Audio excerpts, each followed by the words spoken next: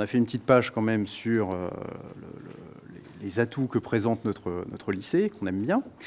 Alors, parmi ces atouts, un petit peu dans le désordre, mais enfin, il n'y a pas d'ordre vraiment d'ailleurs, on peut noter que les effectifs en deuxième année sont raisonnables. On vous a mis effectivement 30 étudiants en moyenne, donc comparé à certains autres établissements où les effectifs peuvent être autour de 45, 48, voire dépassent les 48. Ça nous permet d'avoir des conditions de travail et d'accompagnement qui sont quand même plutôt bonnes. L'un des avantages de ne pas changer de lycée entre première et deuxième année, c'est d'éviter toute la période de réadaptation de début d'année qui consiste à chercher les moyens de transport optimaux pour rejoindre l'établissement, chercher les salles à l'intérieur de l'établissement, comprendre comment fonctionne l'établissement au niveau de l'organisation, le réfectoire, etc. Enfin bon, toutes les choses. Donc ça permet de ne pas perdre de temps en début d'année pour se mettre au travail justement le plus rapidement possible, ce qui conditionnera une partie des résultats en fin d'année. Notre lycée a l'avantage d'avoir des laboratoires à la fois de physique-chimie et de sciences industrielles pour l'ingénieur qui sont particulièrement bien équipés. Je pense notamment aux laboratoires de sciences industrielles pour l'ingénieur qui ont été entièrement refaits il y a quelques années, qui bénéficient d'un équipement quand même plutôt meilleur que partout ailleurs dans Paris. C'est un lycée pour lequel aussi l'équipement informatique a été modernisé et on dispose notamment d'un accès Wi-Fi sur l'ensemble de l'établissement, ce qui permet notamment de pouvoir accéder aux ressources que l'on peut mettre en ligne de manière assez simple par tous les étudiants, directement à partir de leur ordinateur personnel. Alors, on a des possibilités évidemment de connexion au CDI, on utilise ça régulièrement aussi dans les différentes séances de travaux pratiques, en informatique, mais voilà, ça permet d'avoir un accès supplémentaire et on va pouvoir aussi, comme ça, pouvoir chercher des renseignements pour les épreuves de TIPE, etc. Non seulement pendant les séances de TIPE, mais aussi sur d'autres créneaux qui seraient peut-être plus facilement disponibles. Bon. Au niveau de l'équipe, comme vous voyez... Excusez-moi, je suis sur un sujet technique comme celui-là, parce que c'est... Voilà. C'est un espace numérique de travail dont ils vous ont peut-être parlé, ils vous ont peut-être montré, qui s'appelle Moodle, qui est un espace numérique partagé par grand nombre d'universités, que ce soit en Europe ou aux États-Unis. Certains qui ont enseigné, y compris à l'étranger, sont à même de le dire ici autour de cette table. Et la particularité, c'est que ça permet donc d'accéder de chez soi à l'ensemble des ressources de cours, de TD, peut-être pas tous les corrigés, mais pas loin, au programme de colle, etc. Ça n'a rien à voir avec le simple outil qui permet de diffuser un planning et de connaître ses cours, etc. Non, c'est l'ensemble de la documentation. C'est valable et aussi pour les techniques de l'ingénieur, c'est valable pour tout le, comment dirais-je, ce qu'on appelle le fonds documentaire du CDI, dont un accès est possible de l'extérieur.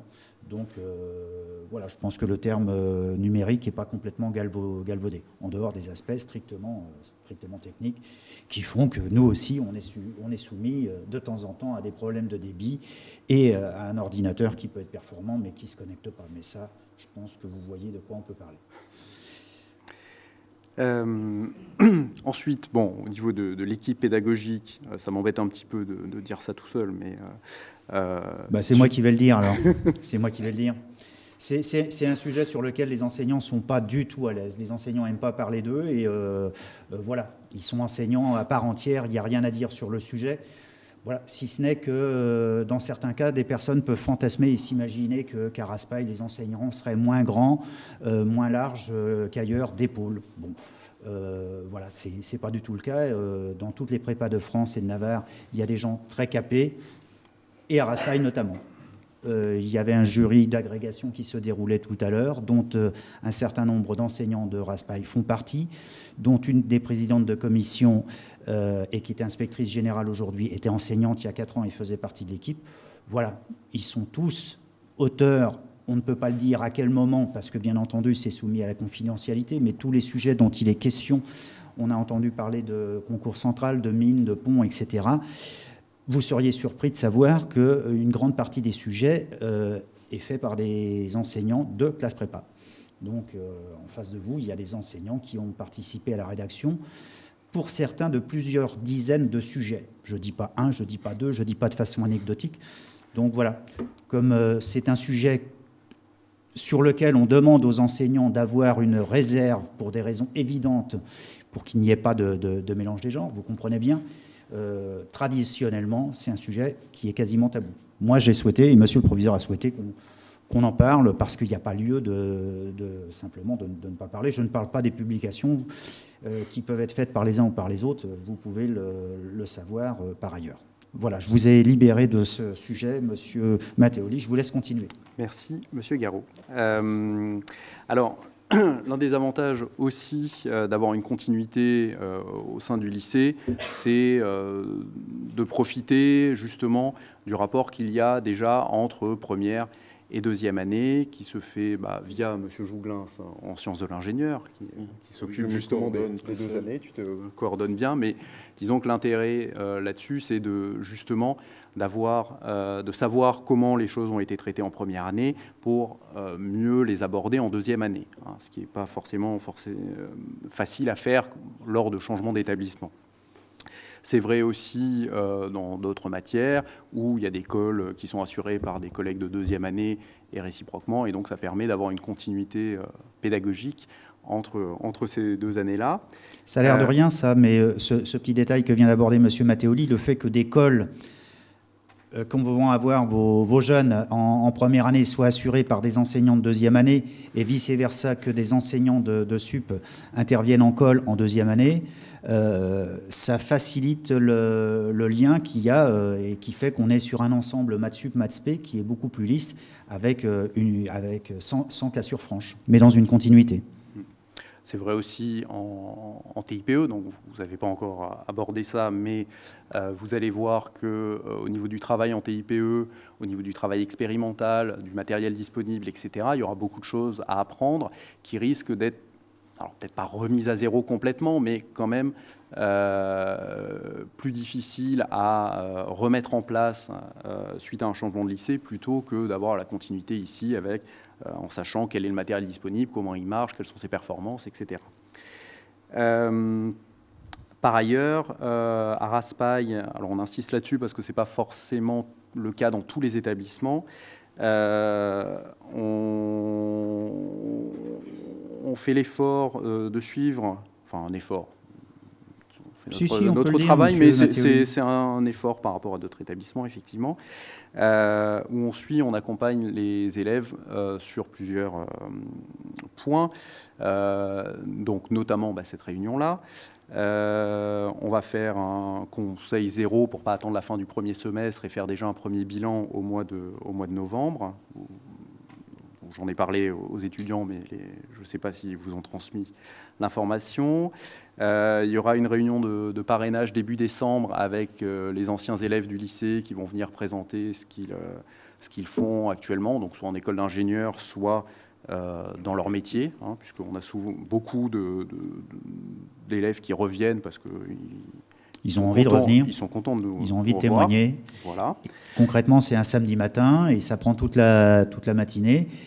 Et voilà, il y a différentes thématiques qui sont présentées tant sur la spécificité du concours, des oraux, comment on aborde l'aspect, est-ce que c'est différent de la sup, comment moi j'ai vécu ça. Certains sont en école d'ingénieur, peuvent parler de l'importance du TIPAE, d'autres sont tout simplement ingénieurs et viennent parler de leur métier. Donc c'est un temps d'échange absolument important et déterminant de la formation. En deuxième année, il y a également un accompagnement au moment de l'inscription au concours qui est fait pour conseiller les élèves en fonction de leur profil sur quels sont les concours les plus adaptés à leur niveau. Vaut-il mieux passer tous les concours, faire des pauses pour certains concours qui seraient peut-être pas adaptés. Enfin voilà, toutes ces choses-là, les conseils sur les inscriptions. Sachant que derrière, il y a des conséquences pécuniaires et que votre expérience et votre expertise permettent d'éviter de s'inscrire à des concours qui, eu égard à la cible que l'on vise, ne sont pas du tout dans une démarche, dans une stratégie pertinente. Voilà, les coûts d'inscription au concours peuvent être assez importants. La configuration étant un petit peu différente selon votre situation personnelle, c'est-à-dire que pour les boursiers, la plupart des frais de concours exonérés ou en tout cas beaucoup réduits. Par contre, pour ceux qui ne sont pas boursiers, ça peut se monter aux alentours de 1 000, 1 500 € si on compte toutes les inscriptions au concours. Donc, ce n'est pas complètement négligeable, voire loin de là. Alors, à ce propos, pendant que j'y suis, sur ces inscriptions au concours, il faut savoir que pour ceux qui ne sont pas boursiers, mais qui rencontreraient quand même des difficultés à s'inscrire à tous les concours auxquels ils voudraient s'inscrire, il y a un fonds social, je ne sais pas si c'est le terme exact, mais en tout cas, il y a une aide du lycée pour ces étudiants-là, qui est possible. Voilà. Donc, il suffit de faire la demande, mais on vous redira ça en...